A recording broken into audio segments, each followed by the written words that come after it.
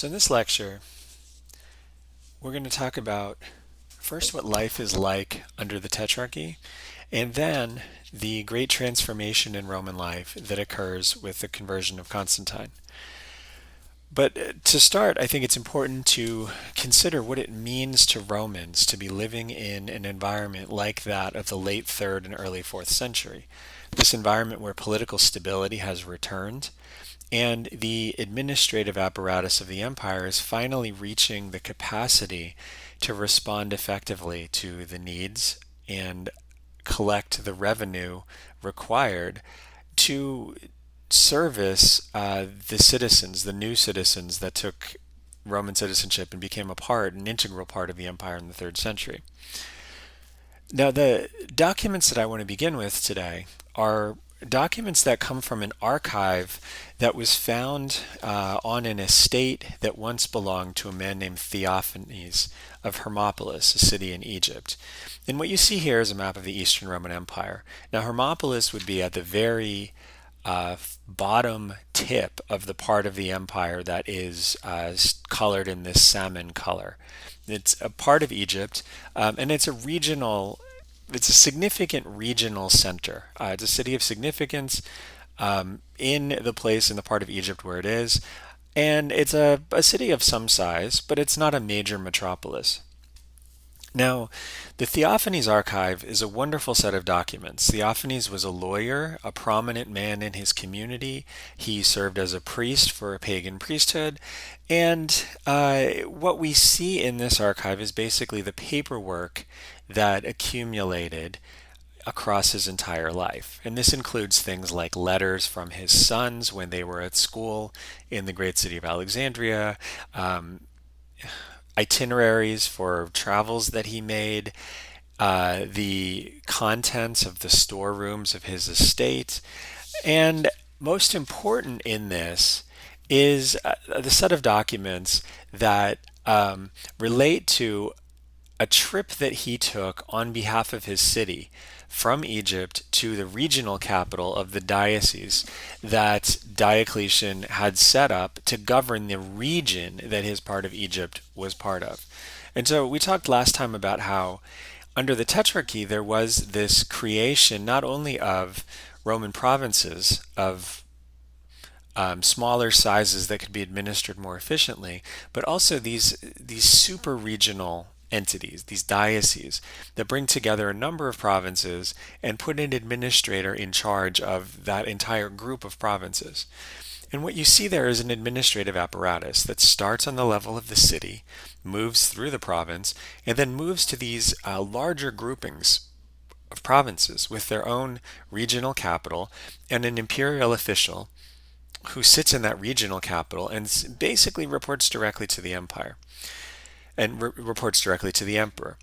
And so what you see is a way for concerns expressed by people in these provinces to gradually make their way up to the emperor if necessary. But if they can be dealt with on the city level or the provincial level or the regional level, then they're dealt with and they don't have to make their way up to the emperor. And so this means that the government has many different ways to respond to problems and many different people who can respond to them. And at each point where the problem is forwarded to the next person, the hope is that that person who's higher up in the hierarchy can solve the problem and it doesn't have to go to the attention of the emperor. Now, Theophanes' trip that is recorded in these documents is a trip that he takes from Hermopolis to Antioch to get to the level where he can meet with people at this level, this regional level, this level beneath the emperor. Now, we don't know exactly why Theophanes took this trip.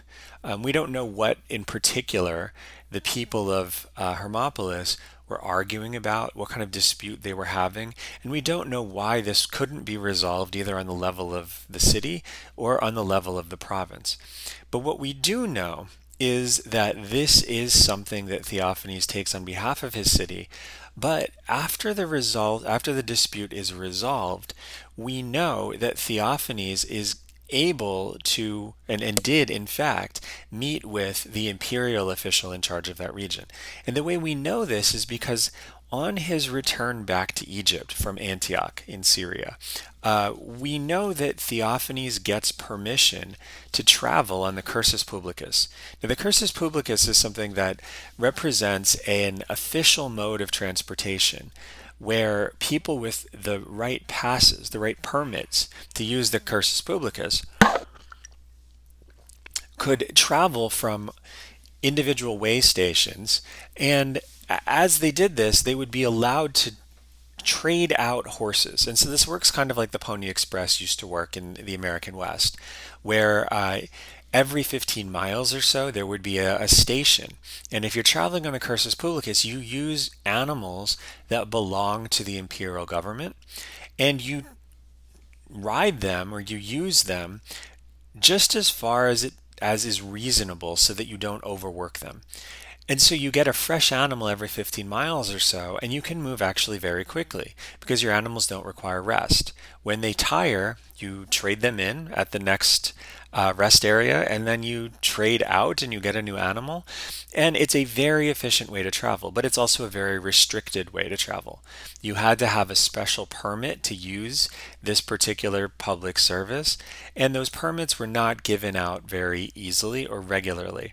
And so the fact that Theophanes has this permit, and we know this because we see that it's after 19 days of travel from Antioch that he first buys food for animals. And so that means that he was not buying food before that. He was using animals that were supplied by the government, and he didn't have to feed them.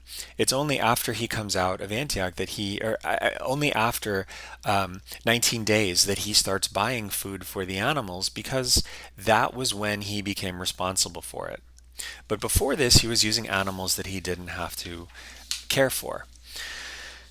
Now, this is how we know that Theophanes' trip was on government business. But there's a lot of other things that are interesting about what Theophanes' archive can tell us, and in particular what Theophanes' expense accounts can tell us. Because this was a trip that Theophanes took on behalf of his city and in connection to imperial governance. He paid money out of pocket, but he clearly was going to be reimbursed for it as well.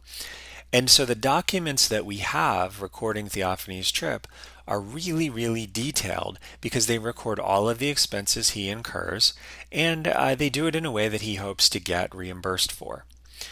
And so what we see is not just what he's spending, but because we can trace what he's spending, we can also see what he's doing. So, for example, the archive introduces us to some of the people that Theophanes travels with. And it also shows us that there are things that Theophanes does that probably are maybe connected to this official business, but maybe not. And so people appear in this archive and then disappear as time passes. So to give one example of this, there's a figure named Antoninus, and Antoninus appears. Now, these months are Egyptian months. Paoni is an Egyptian month. And, of course, because Theophanes is coming from Egypt, he's using the Egyptian calendar. Now, Antoninus is a figure who appears on Paoni the 15th, and the archive, the expense report says that Theophanes had lunch with him on the 15th, had lunch with him on the 20th, had a bath with him on the 21st, lunch on the 22nd, lunch on the 24th, bath on the 27th, and then after the 27th he disappears. Now, for us, some of this looks very it looks very clear that the lunches are business lunches, but what about the baths? Well, in the Roman world, a bathhouse was not just a place you went to get clean. It was a structure that had all sorts of things in it. Meeting rooms, libraries, spaces to exercise. It was in some ways like a combination of a gym and a cultural center, and a bathhouse. So maybe the way to imagine this is like a New York social club, for example, where there maybe is a swimming pool, there's maybe a lounge area, there's maybe a library, there are lecture rooms, and all of these things can be done because this is a place where people interact to do business. And that seems to be what Antoninus and Theophanes are doing. For about 2 weeks, they are doing things related to some sort of business transaction.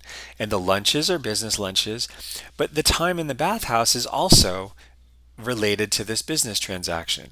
It's a time in which maybe they're using a meeting room, maybe they're sitting in a lounge, maybe they're even just like walking around an interior courtyard, but it's part of this same process. And so what we can see from this document is between the 15th and the 27th, Antoninus and Theophanes begin a relationship to negotiate some sort of business arrangement. And at the end of the time, in the 27th, either they have consummated that relationship and come to some kind of an agreement, or they haven't, and it's clear they're not going to, and so they stop meeting. But what's interesting, of course, is that this shows the integration of the empire, because Theophanes is conducting these kinds of interactions with somebody from a very different region from where he originates, right? The fact that he can conduct this kind of business with somebody who is the better part of, nearly 1,000 miles away, this is important. And the fact that they have a mutual language and they have a mutual agreed upon legal system and they have currency that they can use. All of this shows the deep integration of the empire. And it shows the integration under the Tetrarchs, because an Egyptian in the year 190 could not have done these things. Egyptian currency was different from the rest of the empire.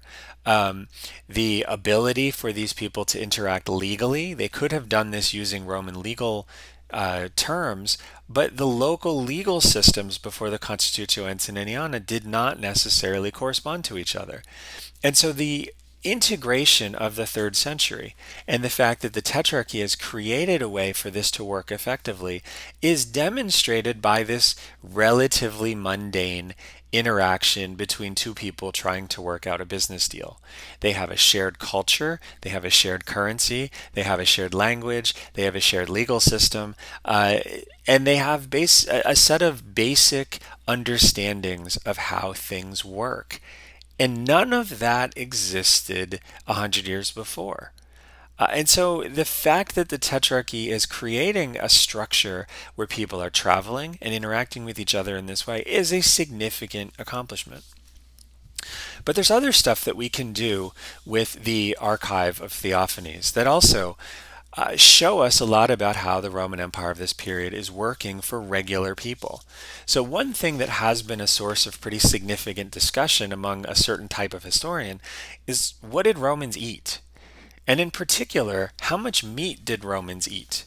When we talked about paganism, we talked about how a large portion of the meat in the empire is probably coming from temples and sacrifices done to temples. We also talked about how rare those sacrifices, relatively speaking, were going to be. This is not how most people sacrificed most of the time. So how much meat actually was there in the Roman Empire? And we have to understand we're talking about an empire where there is not artificial fertilizer. It's not easy. There's no refrigeration, so it's not easy to transport meat that hasn't been preserved in some fashion. And so the assumption that a lot of historians have had is that meat eating is relatively rare. But when we look at the Theophanies Archive, what we see is it's not as rare as you would think. These are the meat purchases in the month of Paoni. And you can see that there are 5 purchases for a total of 25 pounds of meat. That's about a pound of meat a day. And some of this meat is cooked fresh, but some of this meat is preserved. So in Paoni 26, 8 pounds of meat is purchased, but the document says that that meat was salted. This is a way of preserving meat. And so that means if you buy more meat than you're going to eat, you preserve it not by refrigerating it, but by salting it. And when you salt this meat, it doesn't decay. It doesn't go bad. If you do that right, then you can preserve this meat and keep this meat for a long period of time. And of course, we still see this in a Mediterranean environment with stuff like prosciutto and jamon iberico and stuff like this, where you have the same way of preserving meat by salting it. But what you see here is that Theophanes is purchasing meat regularly. This is a regular part of his diet.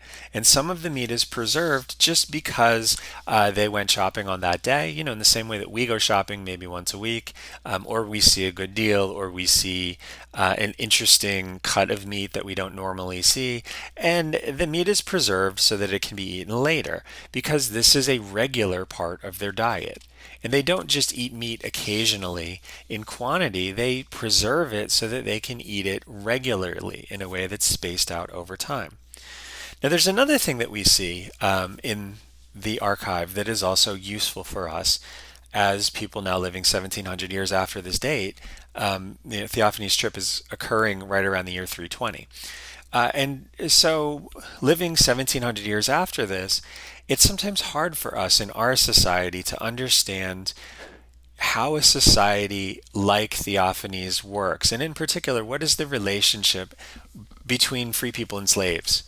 What we know from this archive is that Theophanes traveled with slaves. We also know that Theophanes makes it clear at certain occasions that he's buying a different quality of food to feed those slaves. So this is especially clear with bread. Theophanes and his party buy bread nearly every day. But a lot of times the bread is distinguished. So there's fine loaves that are purchased, and then there's something that's called plain loaves for the boys. Now, the archive isn't telling us who the boys are, but it's clear. These are slaves. These are attendants, and they're called the boys because they are, less than, lower status than Theophanes and the free members of this. And it's also clear when you look at the archive that the food that the boys, the slaves, are getting is not of the same quality. That's why they're getting plain loaves as opposed to fine loaves. The fine loaves, I think we could imagine, are probably white bread. The plain loaves are going to be this very grain-heavy, kind of high-calorie black bread. And some scholars, again, have argued that basically the diet of slaves would have been this kind of black bread with nuts and whole grain, stuff that we actually would pay more for now. This would be the central part of the diet of slaves. But what we also see from the archive is that the boys are eating other things too. So we know, for example, that olives are bought for them on the 25th of Paoni. On the 24th of Apiph, the following month, the archive isn't preserved. The document has been kind of damaged, but they're eating something other than loaves. They're given wine. 2 days later, they're giving wine and meat the following month. They're given cheese and drinks a couple of times in that next month as well.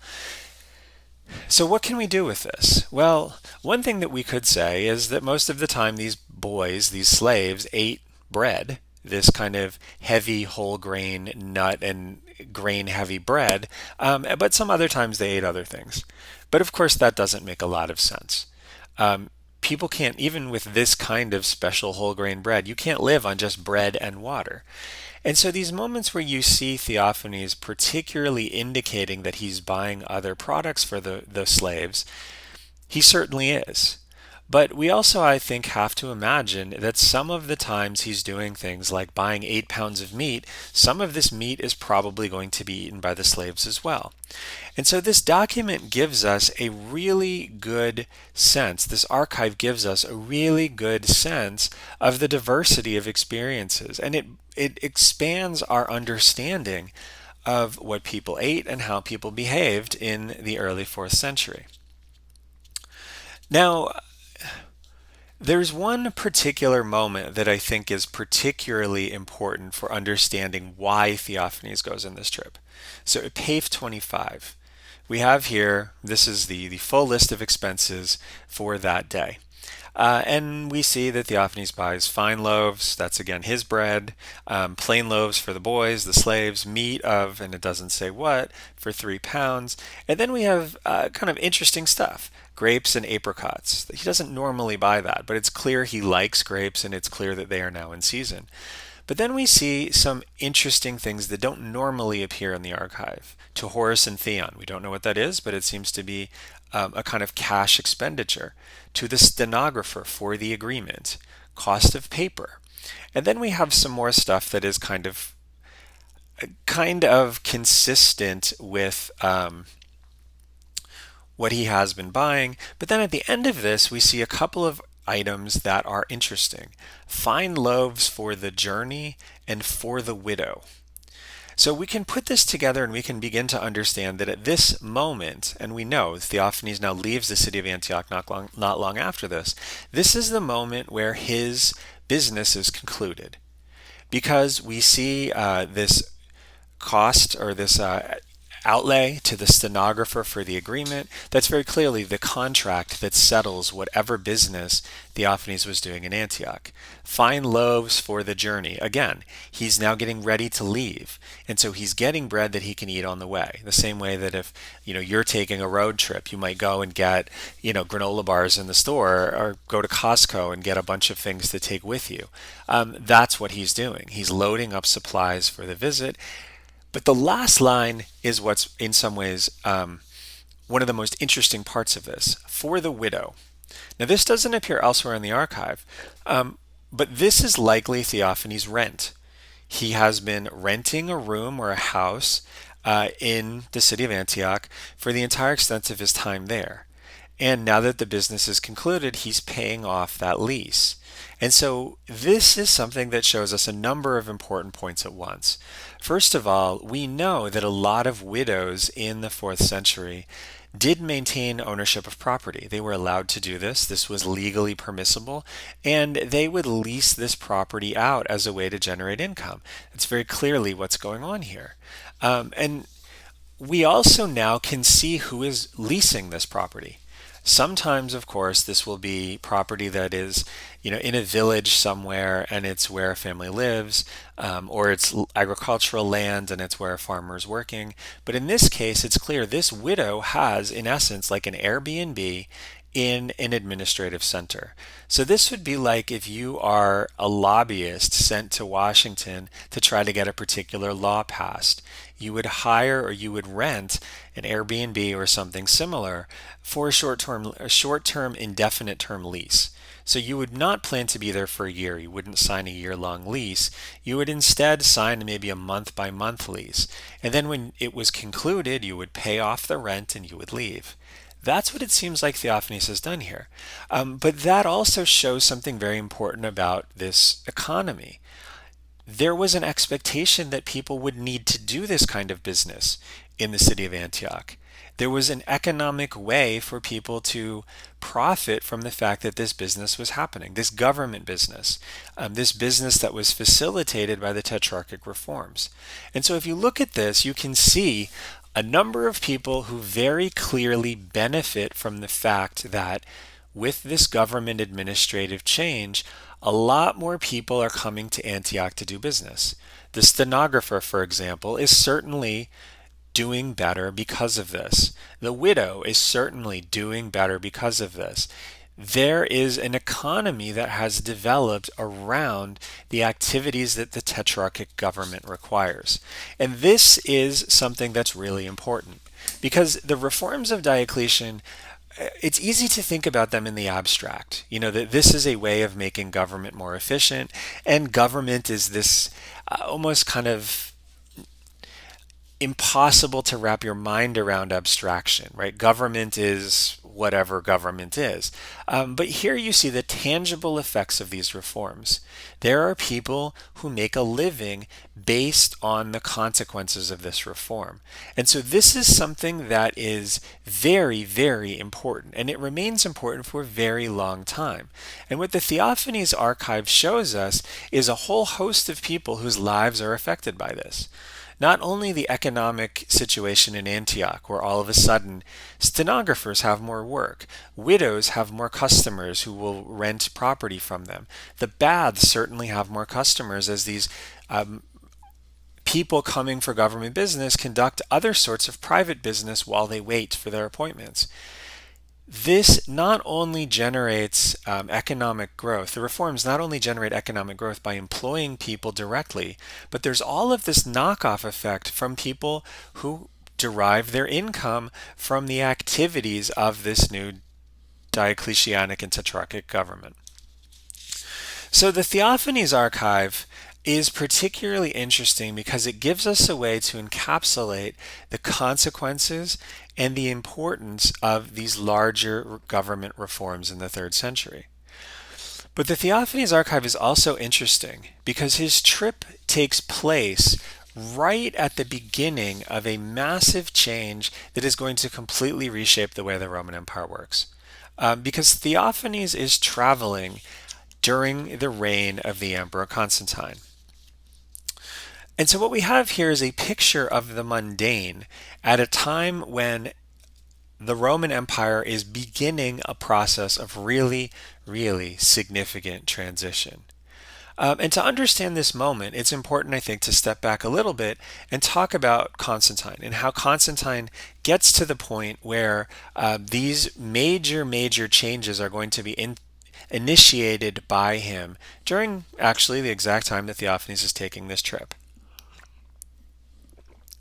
Now, to understand Constantine, we have to take ourselves back to the political structure of the Tetrarchy. So the Tetrarchy, as you know, was set up as a division of imperial authority between four figures: two senior emperors, the Augusti, and two junior emperors, the Caesars. And the Tetrarchic system was such that the two senior emperors and the two junior emperors were, in theory, supposed to spend 10 years at each of the positions. And so the senior emperor would spend 10 years as a senior and then would rise, or as a junior, and then would rise to become a senior emperor after those 10 years and appoint a new junior emperor. And then after 10 years, the senior emperor would retire and the junior emperor would be promoted. The idea that Diocletian had was that this would create stability by creating a predictable mechanism for people to rise through the imperial ranks. And this is important because if you know that you have a path to the empire and a path to being senior Augustus, you have no inclination to rebel if you're part of this arrangement. If you're not part of this arrangement, the thinking goes, you also won't be inclined to rebel because there's four emperors. So if you manage to kill one of them somehow in a coup, like say Nerva did to Domitian or Pertinax did to Commodus, well, there's still three other people who can come and attack you. And so this is a disincentive to that kind of thing. But the division of power also empowered these regions to have their needs responded to more directly and more strongly by imperial figures who were based in those regions. So the first round of Tetrarchic retirements happened in 305. This is when Diocletian and Maximian retire, and Constantius I and Galerius then are promoted. And so the first round of things works pretty well. Maximian very clearly did not want to retire. Diocletian very clearly did want to retire. And Diocletian basically forces Maximian to retire. And Maximian doesn't really like this. And so Maximian's career after his retirement becomes actually quite sad. But Constantius and Galerius become senior emperors, and then two junior emperors are appointed to serve under them. In the West, the junior emperor is a man named Severus. Now, this all works well for about a year, but in 306, Constantius I dies. He's only been senior emperor for about a year, and even more significantly, he dies while on campaign in Britain, and his son Constantine is there. And this is a real problem. So this is what the Tetrarchy is supposed to be, right? This brotherhood where everybody is identical, everybody is part of a shared brotherhood of imperial authorities, and everybody works together. But the problem that the Tetrarchy faced was this old, long-standing problem of how do you handle the biological children of these tetrarchs? Diocletian didn't have this particular problem. He didn't have a son who could take power for him. Maximian did, and Constantius did. And Constantius's son was with him when he died in Britain. And a number of important things happen. Now, first of all, it's clear, Eusebius's Life of Constantine makes clear that Diocletian and the other emperors around him were very concerned about the skill and the charisma that Constantine possessed. And they very, very much wanted to keep him away from his father's army so that the army didn't become acquainted with Constantine. But it doesn't work. Constantine, Eusebius gives us this whole sort of story of Constantine escaping from the clutches of Diocletian. That's probably not true. But what is clear is Diocletian didn't want Constantine with Constantius's army. But after Diocletian retires, Constantine is able and does spend considerable time with Constantius's army. And when Constantius dies, Constantine has the advantage of being with that army at a moment when no one else in the empire knows that the senior emperor Constantius has died. We have to remember we're not in a 24-hour news cycle with Twitter and instantaneous information spreading around the globe. Information flowed as quickly as a person could carry it. And when Constantius dies, Constantine is right there. And Constantius's army, instead of waiting without a commander for news to go to the other tetrarchs to then meet and appoint somebody to take over for Constantius, the army doesn't want to deal with this. The army has just managed to put down a rebellion. It doesn't want to be without a commander for a very long time. And there is somebody qualified to do this, Constantine. And so when Constantius dies, the army proclaims him emperor. But what's interesting is Constantine, of course, knew this was going to happen. And Constantine orchestrates it so that the army proclaims him not Caesar, not junior emperor, but Augustus. And the logic is that the army had been commanded by Constantius, who was an Augustus, and there was now no Augustus, so the army chooses Constantine to be promoted directly to the level of Augustus because that was their prerogative. Now, what Constantine is really doing here is building up a position of leverage that he can negotiate from. And what he does is negotiate. He negotiates with the other tetrarchs and says, if you accept my legitimacy, and they would have to since he now commands an army, I will acknowledge that Severus, who was the Caesar under my father, should be promoted to Augustus, and I will gladly take the rank of Caesar as long as I'm part of the imperial college, the college of tetrarchs. And they agree to this, and Constantine agrees to this, and in 306, Constantine is now one of the tetrarchs. But this set a very dangerous precedent, because Constantine wasn't the only son of a tetrarch who was well known and well liked by his father's army. Maxentius, the son of Maximian, was also well liked by his father's army. And once he knows or learns about Constantine's successful usurpation, Maxentius goes to the army and gets the army to proclaim him emperor, and then fights a battle, wins the battle, defeats Severus, who is the Augustus at that moment, and has him killed. And so Constantine was able to use this proclamation by the army to get himself recognized as a legitimate emperor. But Maxentius was unable to achieve legitimacy. He was unable to gain recognition from the other tetrarchs. Instead, he existed in this kind of space where he was a rebel figure. And this wasn't what he intended, and it wasn't, I think, what he expected.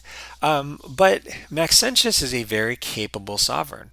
And while he is in this position, he manages to not only fortify the cities of Italy, but also fight back against imperial invasions, an invasion by the Tetrarch Galerius in particular, that Galerius barely escapes alive from. And so Maxentius, by about 310, has managed to defeat and kill Severus, one tetrarch, and defeat Galerius and maintain his position. And the Tetrarchy doesn't look like it can respond very effectively to this. But what Constantine realizes by 310 is that the success of Maxentius in beating back the other tetrarchs means that the Tetrarchy is now very much endangered. And the danger to the Tetrarchy becomes even more clear when Galerius dies in 311.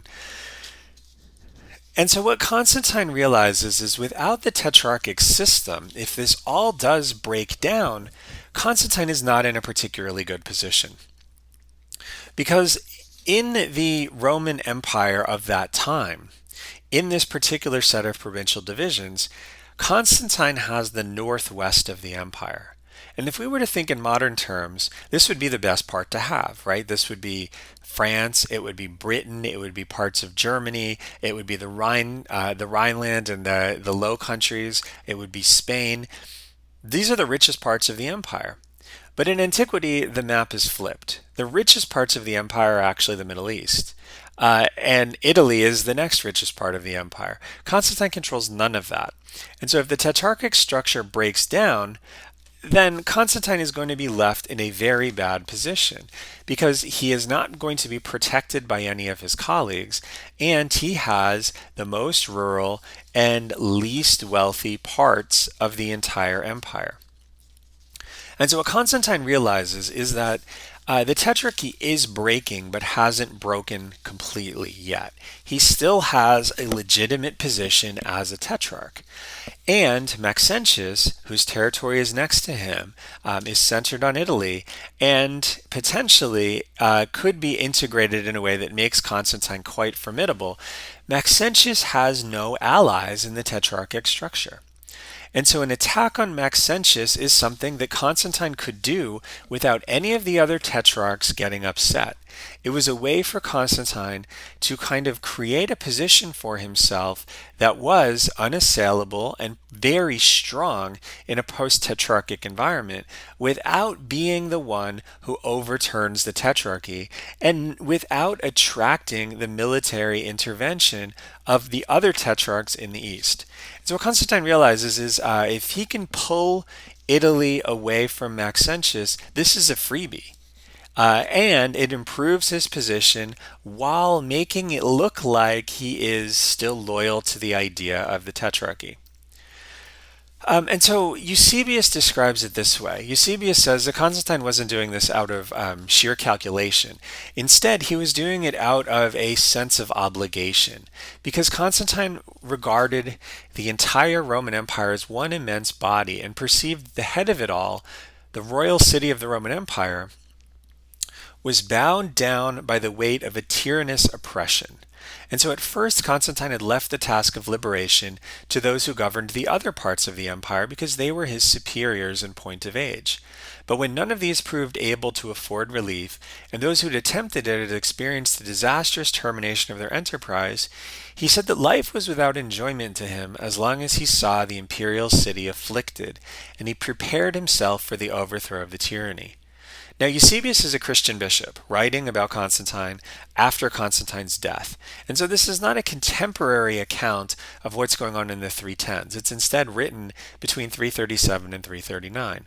But what Eusebius is saying here very much reflects the propaganda that Constantine used to describe what he was doing.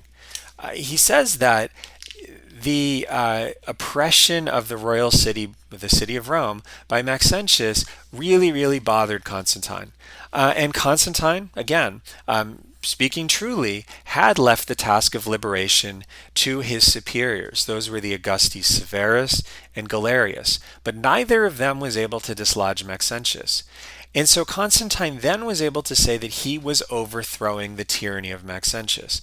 The war against Maxentius is then legitimate, because to the other tetrarchs, Maxentius's position is illegal. Tyranny literally means that. It means someone who's taken power illegally. And Maxentius's position in the eyes of the other tetrarchs was illegal. And therefore Constantine was legally entitled to try to take him out.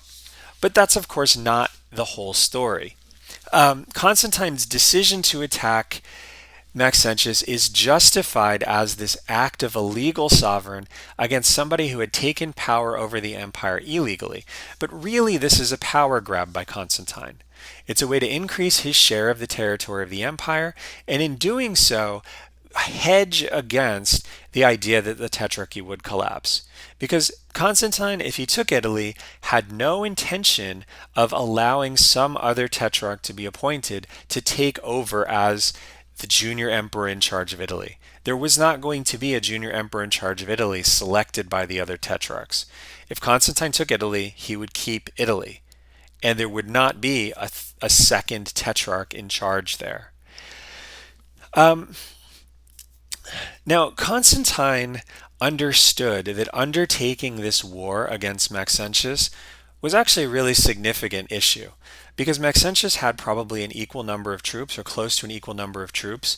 He had a very sophisticated set of defensive structures across Italy to try to prevent the advance of Constantine. The city of Rome, the walls were immense, and he had repaired them.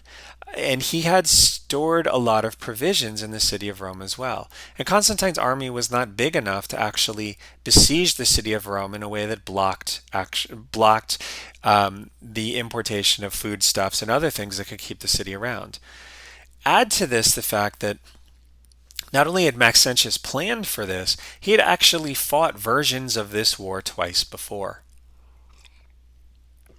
And so it's not surprising when we hear in Eusebius's Life of Constantine that Constantine believed he needed some more powerful aid than his military forces could afford him in this conflict. And so he sought divine assistance, believing that the power of God would make him invincible and not easy, and the power of God was not easy to be shaken. And so Constantine then sees a vision in the heavens. And when he said this prayer was like Elias Aristides' prayer, a general call to the gods saying, I need help, please help me.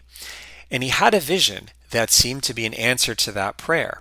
But Constantine wasn't exactly sure what God had communicated that to him and whether the vision was actually real. And so later on, in his sleep, Christ appeared to Constantine. And the same sign which Constantine had seen in the heavens, Christ commanded him to make a likeness of that sign and to use it as a safeguard in all engagements with his enemies. And we're told then that Constantine painted this symbol. We believe it was probably a chi rho. The Greek letters chi and rho, the first two letters of the Greek spelling of Christos or Christ. And we're told that Constantine put these symbols on his shields, and then something really remarkable happens. Constantine's invasion into Italy is successful. He rolls through northern Italy and through a lot of the defenses that Maxentius had erected there, and then he comes to the city of Rome. And in the city of Rome, something really, really remarkable happens. Maxentius, of course, had defended the city of Rome against attacks by Severus and Galerius before. He'd done it very successfully. His defenses worked, his strategies worked. And so you would expect that he would do something very similar against Constantine, but he doesn't. Instead of staying behind his walls that Constantine really could not tear down or really effectively besiege, Maxentius instead crosses the Tiber River near the Milvian Bridge, a bridge that's still standing, as you can see, and marches across and then fights Constantine at a battlefield on the other side of the river from the city of Rome. Now, this doesn't make any sense. First of all, Maxentius had no need to leave the city of Rome at all. But then second of all, when he leaves the city of Rome, he does it and goes across the Tiber, across a pontoon bridge that it seems that he built near the Milvian Bridge. That also makes no sense because he is now going to have the river at his back. He cannot easily retreat. And so when the battle's actually joined and Maxentius's forces are pushed back, they're pushed back into the river. And we're told that the bridge that Maxentius had created, this pontoon bridge, fails. Maxentius falls into the Tiber, and Maxentius drowns. And with the victory over Maxentius, Constantine now controls the entire western half of the empire. But what's incredible about this is nobody, even at the moment, can explain why Maxentius did what he did. He's not a bad commander. He's not an inexperienced commander. In fact, he has fought this exact war before.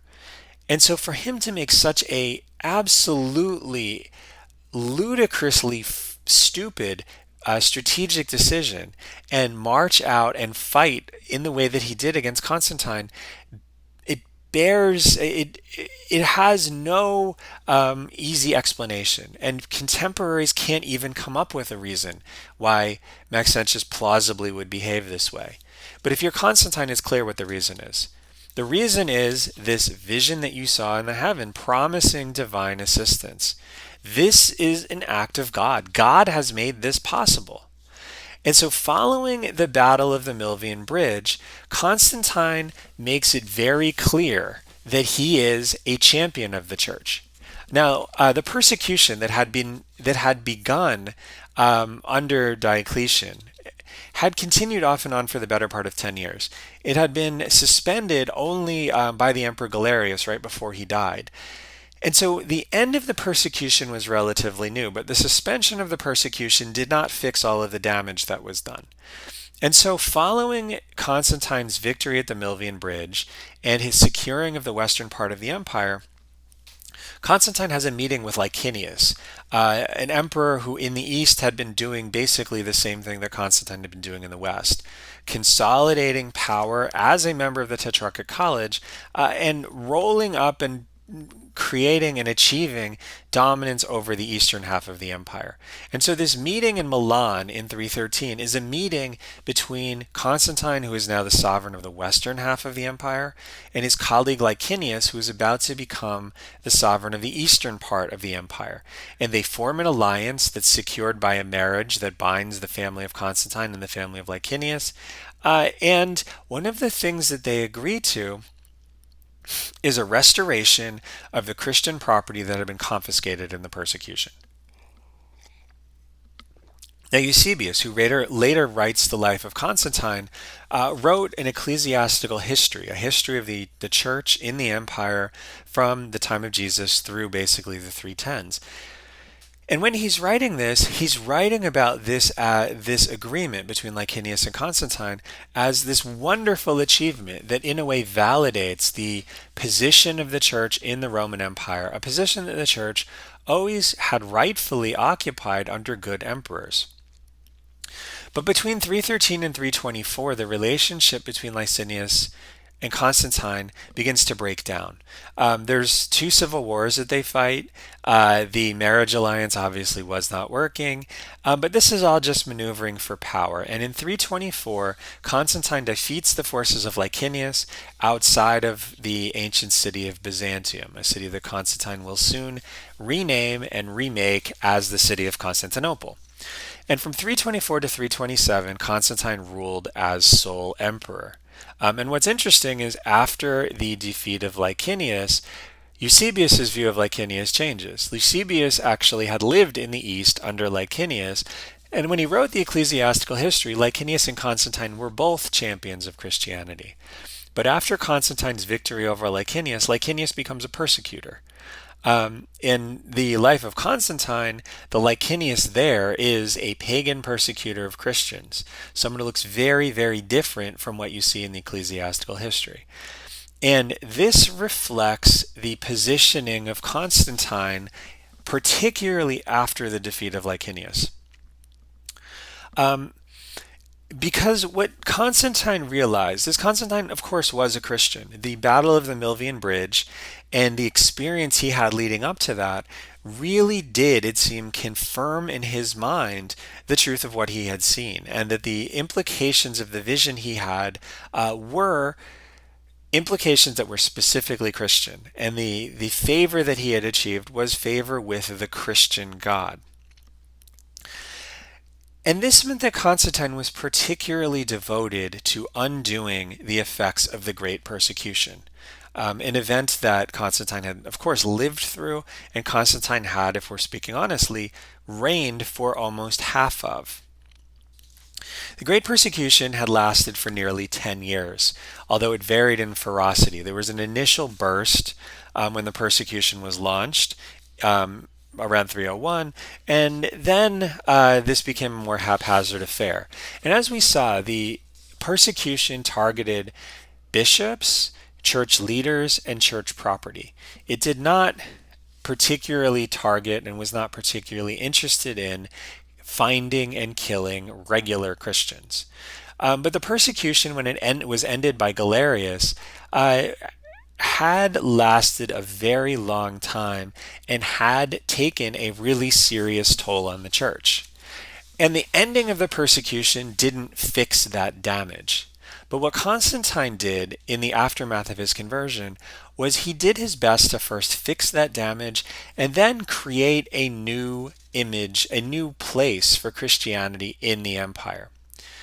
And we can understand some of what he did, restoring property to the churches. We saw in our last lecture that the persecution and the people charged with collecting church property were people who administered the private accounts of the emperor. With Constantine now emperor, he had access to those private accounts, and that sort of property was very easy for him to restore to the churches. It was basically him taking property that he possessed and giving it back to the church. More complicated things came later, when Constantine began to really champion Christianity. But Constantine, especially in the period between his conversion and his victory over Licinius, was very, very careful in how he championed Christianity. We see, for example, his public image is not Christianized very quickly. It is something that Constantine is very interested in adapting and allowing to evolve, but not in a way that is explicitly Christian. So when Constantine first joins the Imperial College, this is what his coinage looks like. We see here the very stylized, abstract portraiture that was typical of tetrarchs in the first decade of the 4th century. And again, we remember from the Tetrarchic images we've seen, part of the goal was to make these people look indistinguishable. And Constantine, as you can see, is not really distinguishable from Diocletian or Galerius or his father. The point is for these emperors to look indistinguishable. But as Constantine moves into this war with Maxentius, and especially the aftermath of the war with Maxentius, we see the images change. We see Constantine represented in a much more individualized way. But we also see Constantine doing something very interesting. Constantine has, at this moment in 313, already had his vision. He's already won the victory at the Milvian Bridge. He has already embraced Christianity as an individual. But he's issuing coins and medallions that explicitly identify him with the sun god, Sol Invictus, the old god championed by people like Aurelian. And this medallion is particularly interesting. It's issued after the Battle of the Milvian Bridge, but what you see is Constantine standing side by side with the sun god, with Sol Invictus. And the shield that Constantine is carrying has an image of Sol Invictus in his solar chariot with 4 horses. Constantine here not only stands shoulder to shoulder with Sol Invictus, but he carries the emblem of the sun god, and he even looks like him. And so the identification with Sol Invictus is very, very strong. In fact, the titulature, the title that Constantine has here on this coin is Invictus Constantinus. It is the title of Sol Invictus that he is also taking on. And this is something that isn't just manifest in the early moments of Constantine's career. What we see is that Constantine continues to do this for a long period of time. These coins are issued, again, Constantine and Sol Invictus, similar appearance, similar kind of nose almost, similar eye structure. These coins are issued into the 320s, into the period when Constantine and Licinius are fighting. And as Constantine moves in this individualized way, Constantine also has embraced something else that's quite intriguing. A speech given to praise Constantine in this period in the 310s calls him not just the son of the Tetrarchic Emperor Constantius, but the son of the Emperor Claudius Gothicus, an emperor who reigned from 268 to 270, a pre-Tetrarchic emperor. And so what this means is that Constantine has created a legacy for himself, a genealogy for himself, that gives him a legitimate claim on imperial power that precedes the Tetrarchy. And, not coincidentally, Sol Invictus was an important figure for Claudius Gothicus as well. And so what we see here is the beginning or the crafting of an imperial image of Constantine that justifies him taking power over the empire for himself. It justifies him, the son of a tetrarch, who first achieved power in the context of the tetrarchy. This justifies him stepping away from the tetrarchy and reigning like a Roman emperor before the tetrarchy was created. But after defeating Licinius, Constantine's representation of himself changes. Sol Invictus goes away. Instead, what we have is an image of Constantine that looks very different. And as the image changes and the pagan gods disappear from his coins, Constantine also begins to really firmly demonstrate his Christianity in a lot of very public ways. So, for example, we see that Constantine in the 320s is instrumental in calling the Council of Nicaea, the first Christian ecumenical council, and he does this to try to resolve a theological dispute within the church. He clearly felt very strongly about this. We know that Constantine endows a large number of churches around the empire, including churches in the Holy Land, like the Church of the Holy Sepulchre in Jerusalem, St. Peter's Basilica in the city of Rome, and we also see Constantine do things that are a little more eccentric. He bans crucifixion, for example, because no one should be killed in the way that Christ was killed. He bans branding on the face for slaves, because this, he said, was a disfiguration of people who were made in the image of God. He gives churches the power to make wills valid and to sign off on the manumission of slaves. He encourages and helps Christians get positions in the administration. But we also must understand that Constantine does a lot of things that his pagan followers, his pagan subjects, would understand as typical of an emperor as well. Not only does he hire Christians into Roman administration, but he also makes extensive use of pagans. And this makes a lot of sense because the Christian population at the time of Constantine's conversion is maybe 10% of the empire. Everybody else is a pagan. And so you can't run the empire using only Christians. You can't maintain the empire if you are seen to be doing things like that. Most of the senators then were pagan. Most of the leaders of cities were pagan. Most of the city councils were made up of pagans. And there's a lot of evidence that we have that comes from pagans that is also very favorable towards Constantine. So this, for example, is a piece of graffiti that was written on the walls of a tomb of the valley in the Valley of the Kings in Egypt. And the text is really interesting. It's written by a man named Nikki Goris, the torchbearer of the holy mysteries at Eleusis. He's the son of Minucianus from Athens, and he viewed and admired the many galleries ages after the time of the divine Plato from Athens. And I was grateful to the gods and to the most pious Emperor Constantine, who furnished me with this opportunity. May Plato be gracious here always. Now, Nikki Goris is an interesting figure. He's the son of the sophist Minucianus. He himself is a teacher of rhetoric in the city of Athens. He's very clearly a pagan. He is a person who participates at a quite high level in the Eleusinian Mysteries, a major cultic celebration in Athens. And, of course, he is a philosophically inclined pagan who follows in the traditions of Plato. And so this is somebody who is serious about his religion, and he's serious about his connection to traditional religion. And yet, he describes Constantine as a most pious emperor who, alongside the gods, furnished Nicagoras with the opportunity to go to Egypt. Now, we also, it seems, know why Constantine sent Nicagoras to Egypt. He sent him to Egypt because his job was to find an obelisk to be brought to the city of Rome. This is now the obelisk that's in front of the Temple of St. John of the Lateran. Right there, that's that obelisk. And Nicagoras brought that obelisk. He was sent by Constantine to bring that obelisk. And so this is a very important ceremonial thing.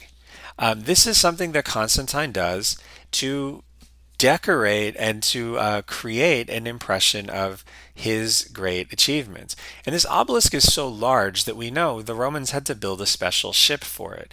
And so this isn't some random low profile task that Nikki Goris is sent to do. This is a major thing. It's a major honor to be superintending this. And Nikki Goris is obviously very, very happy that he's able to do this. And so what we see is that Constantine did work closely with Christians, but he also continued to work closely with pagans. And as much as we see Constantine doing things to encourage Christianity, we also see Constantine performing the roles an emperor traditionally did for pagan rituals as well. And so sacrifices continue to be performed illegally. Constantine continues to serve as the chief priest in Roman religion.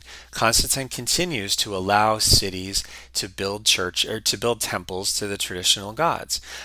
Eusebius says that Constantine banned sacrifice, but the only law that we have from Constantine that talks about sacrifice actually requires it.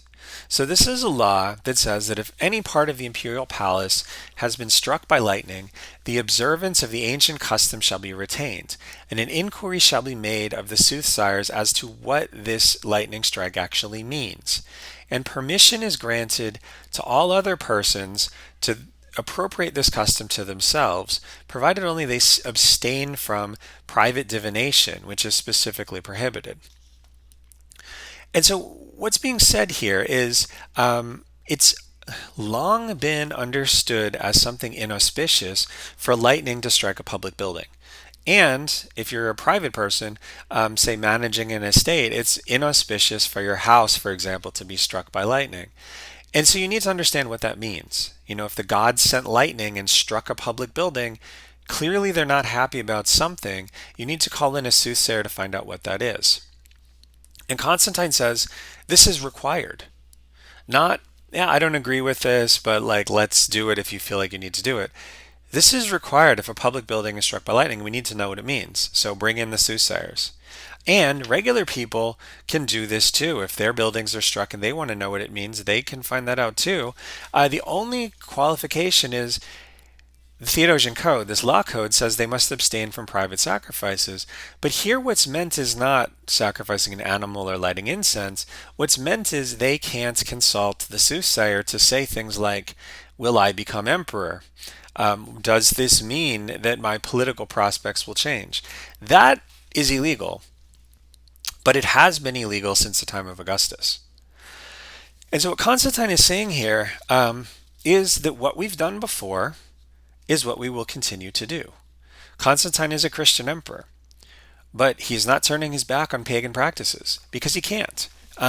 Because on one level he thinks they're necessary, but on another level he also understands that the vast majority of people in the Roman world believe these activities are necessary. And they believe that if these activities are not done, bad things will happen. And Constantine's role as emperor is to govern for everyone.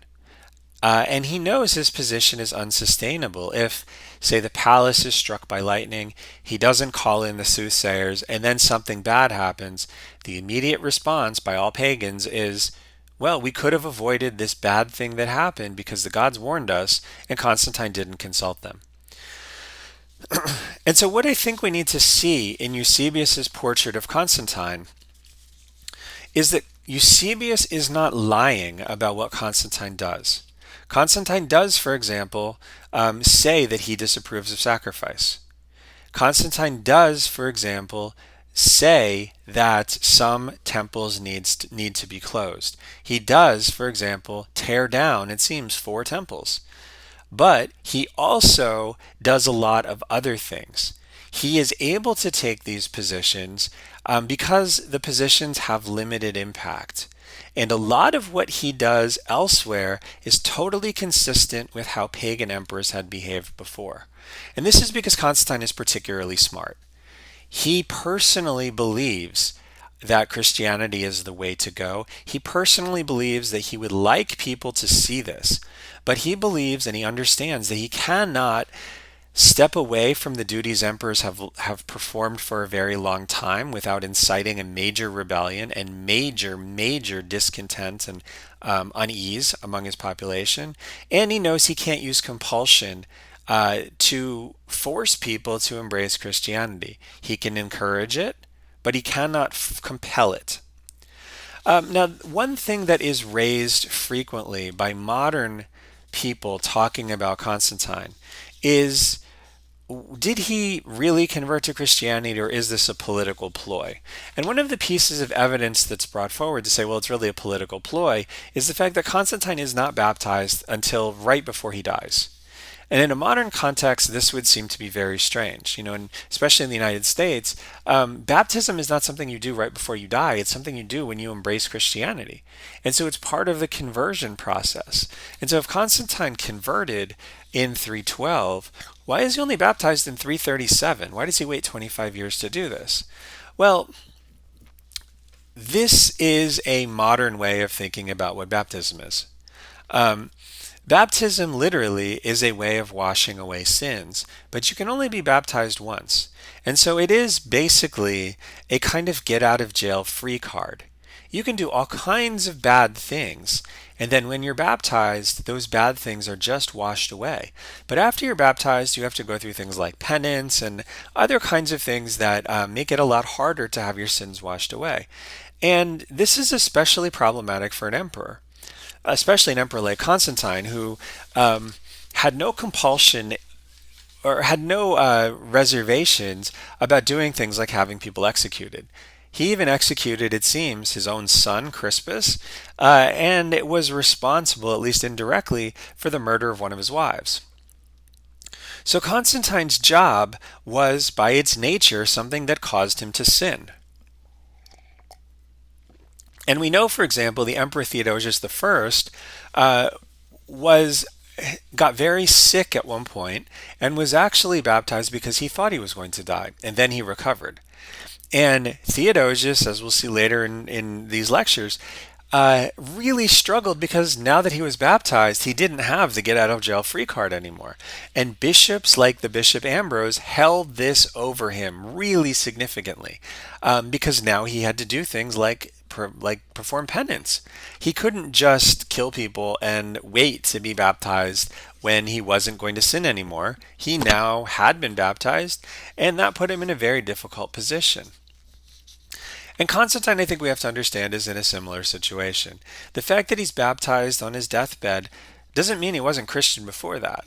It doesn't mean that he was doubting his Christianity. We have lots and lots of evidence that says that Constantine actually, quite the opposite, was a pretty fervent Christian and very eager in promoting Christianity.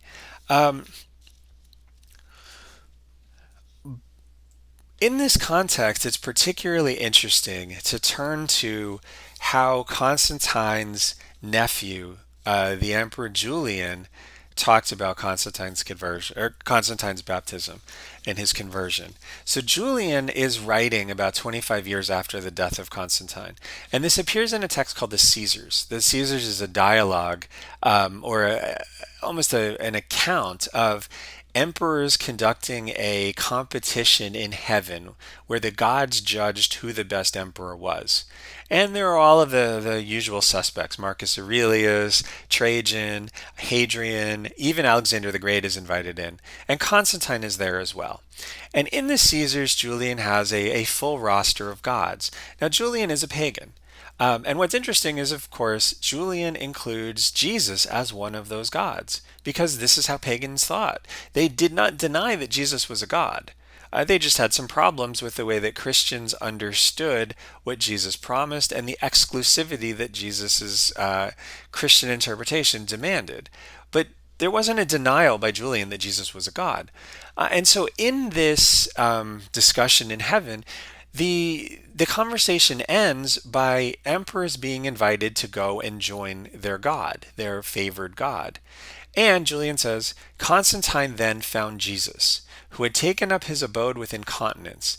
And Jesus cried aloud to all comers, "He that is a seducer, he that is a murderer, he that is sacrilegious and infamous, let him approach me without fear. For with this water I will wash him, and will straightway make him clean. And though he should be guilty of these sins a second time, just let him beat his breast, and I will make him clean again."